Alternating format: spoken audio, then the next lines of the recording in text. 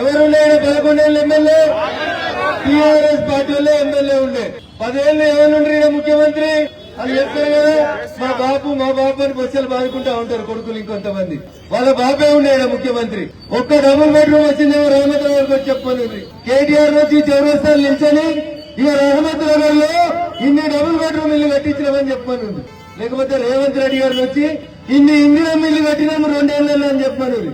అలా కట్టిరా ఏమైనా మారిందా? మూత్రాల వాసన చెప్తే ఇంకేం మారలేదు హైదరాబాద్ లో. ఏమైనా మారిందా అంటే ఏ చౌరస్తా చూడు చెత్త దంపులు వస్తే ఏం మారలేదు. కేటీఆర్ మాట్లాడమంటే ఏసీ హాల్లో కూర్చొని మొత్తం మారిపోయింది. హైదరాబాద్ మొత్తం బంగారు తుప్పుడు అయింది అంటాడు. అయిందా తమ్మి? కొలు వచ్చిందా? డిగ్రీ చదువుతున్నాడు. డిగ్రీ చదువుతలేదు, ఇంజనీరింగ్ చదువుతలేదు, సాఫ్ట్వేర్ కంపెనీలలో పనిచేద్దామంటే లేదు.